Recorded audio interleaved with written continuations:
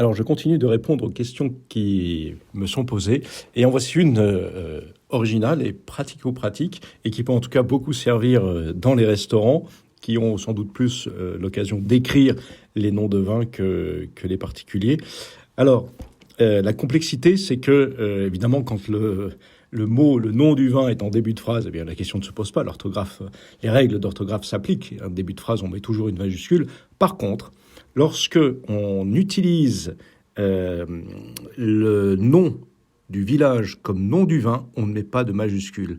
Par exemple, Châteauneuf-du-Pape, bien sûr, quand il s'agit du village, on met une majuscule, mais quand il s'agit du vin, Châteauneuf-du-Pape ne prend pas de majuscule. Voilà, c'est une petite règle orthographique, euno-orthographique, valable pour, bien sûr, tous les vins. Donc, pas de majuscule pour les vins, pour les noms de vins, lorsqu'il s'agit également des noms de villages.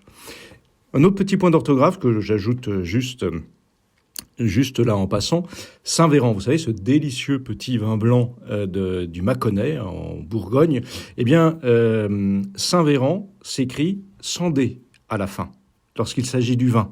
Par contre, lorsqu'il s'agit du village, le nom prend un D à la fin, en souvenir de l'ancien nom du village qui était Saint-Véran-des-Vignes. Donc voilà, petit point d'orthographe subsidiaire, Saint-Véran, ce délicieux petit vin blanc du Mâconnais, ne prend pas de D ni de majuscule lorsqu'il s'agit du nom du vin, mais prend une majuscule et un D à la fin lorsqu'il s'agit du village de Saint-Véran. Et puis on termine, vous savez que le mot œnologie, on le prononce quasiment tous œnologie, et en fait la réelle prononciation c'est énologie, ce que j'avoue je ne fais jamais.